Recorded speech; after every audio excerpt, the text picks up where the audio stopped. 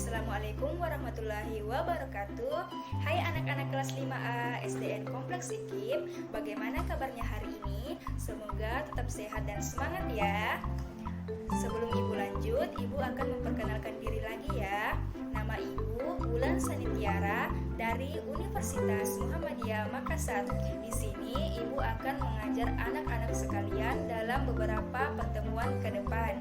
Dan terima kasih juga kepada Ibu Kasmawati SPD MTD yang telah memberikan saya kesempatan untuk mengajar di kelas 5A SDN Kompleks IKIP yang sangat luar biasa. Nah, hari ini kita akan belajar tema 7, subtema 2, pembelajaran ketiga. Mari kita awali pembelajaran dengan mengucapkan basmalah. Bismillahirrahmanirrahim. Nah, saatnya kita konsentrasi lagi ya. Dan simak video berikut ini. Dalam peristiwa pembacaan proklamasi kemerdekaan Indonesia, ada dua tokoh penting yang mewakili seluruh rakyat Indonesia, yaitu Insinyur Soekarno dan Dr. Andes Muhammad Hatta.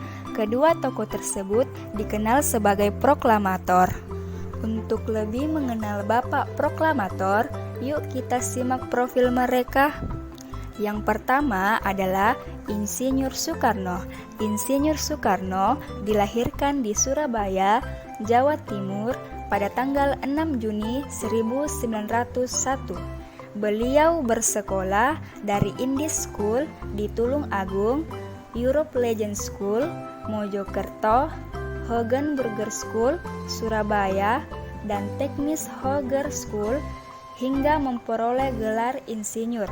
Kemudian, julukan yang diberikan Insinyur Soekarno yaitu Macan Podium. Insinyur Soekarno dijuluki Macan Podium karena beliau pandai berpidato dan menguasai beberapa bahasa asing. Hasil perjuangan bangsa Indonesia yang telah dilakukan beliau adalah ketika tanggal 17 Agustus 1945, Insinyur Soekarno dan Dr. Andes Muhammad Hatta beserta para tokoh lainnya memproklamasikan kemerdekaan Indonesia. Kemudian yang kedua adalah Dr. Andes Muhammad Hatta, lahir di Bukit Tinggi, Sumatera Barat pada tanggal 12 Agustus 1902. Kemudian, riwayat pendidikan beliau yang pertama menimba ilmu di Europe Legend School di Bukit Tinggi, Mir Yud Gebrit Leger Onderwijs di Padang, dan Handel Middelbar School di Jakarta. Kemudian, julukan yang diberikan kepada beliau sebagai Bapak Koperasi Indonesia karena perhatian beliau terhadap penderitaan rakyat kecil mendorongnya untuk mempelopori gerakan koperasi yang pada prinsipnya bertujuan memperbaiki nasib golongan miskin dan kelompok ekonomi lemah. Pada tanggal 17 Agustus 1945, Insinyur Soekarno dan Dr. Andes Muhammad Hatta beserta para tokoh lainnya memproklamasikan kemerdekaan Indonesia. Beliau juga sangat berperan dalam upaya memperoleh pengakuan dari pemerintah Belanda terhadap kedaulatan. Selanjutnya, yuk kita pelajari beberapa tindakan heroik yang mendukung proklamasi kemerdekaan. Yang pertama, ada peristiwa heroik di Yogyakarta. Perebutan kekuasaan di Yogyakarta dimulai pada tanggal 26 September 1945 sejak pukul 10 waktu Indonesia Barat. Para pegawai pemerintah dan perusahaan yang dikuasai Jepang melalui aksi mogok. Mereka menuntut agar Jepang menyerahkan semua kantor kepada pihak Indonesia. Kedua, peristiwa heroik di Surabaya. Terjadi insiden bendera di Hotel Yamato, Tunjangan, Surabaya. Orang Belanda mengibarkan bendera merah putih biru di atap hotel. Rakyat kemudian menyerbu hotel, menurunkan dan merobek warna biru bendera itu untuk dikibarkan kembali. Insiden ini terjadi pada tanggal 19 September 1945. Berikutnya, peristiwa heroik di Semarang. Pada tanggal 15 Oktober 1945, pasukan Jepang melakukan serangan ke kota Semarang dan dihadapi oleh TKR dan Laskar Pejuang lainnya. Pertempuran berlangsung selama 5 hari. Akibat pertempuran ini, ribuan pemuda gugur dan ratusan orang Jepang tewas.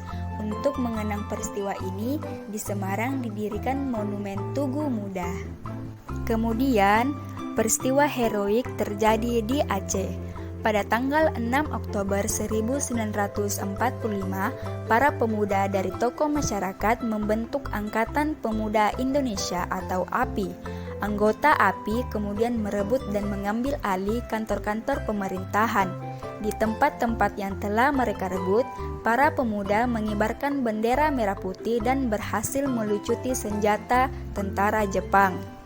Berikutnya, peristiwa heroik di Bali. Pada bulan Agustus 1945, pemuda Bali membentuk organisasi Angkatan Muda Indonesia dan Pemuda Republik Indonesia. Upaya perundingan untuk menegakkan kedaulatan RI telah mereka upayakan, tetapi pihak Jepang selalu menghambat. Pada tanggal 13 Desember 1945, para pemuda merebut kekuasaan dari Jepang secara serentak, tetapi belum berhasil karena persenjataan Jepang masih kuat. Kemudian, peristiwa heroik di Sumbawa. Bentrokan fisik antara pemuda dan Jepang terjadi di Gempe, Sape, dan Rabah. Selanjutnya, peristiwa heroik di Kalimantan.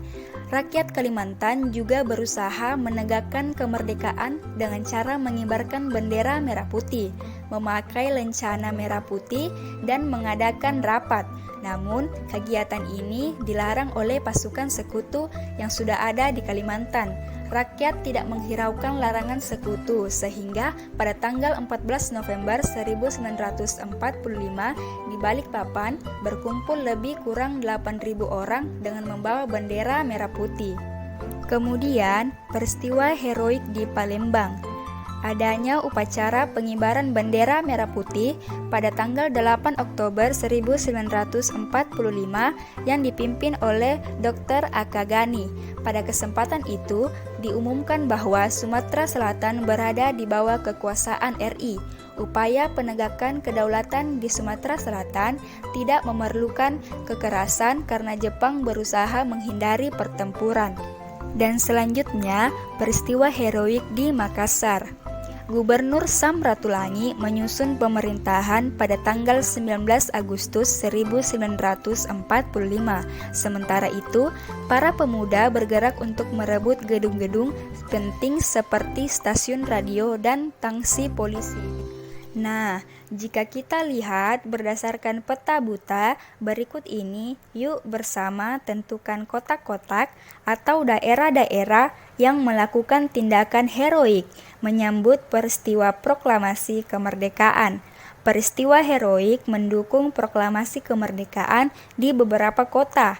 Pertama yaitu di Yogyakarta, yang kedua Surabaya, yang ketiga Semarang, yang keempat Aceh, yang kelima Bali, yang keenam Sumbawa, yang ketujuh Balikpapan, yang kedelapan Palembang, dan yang kesembilan adalah Makassar.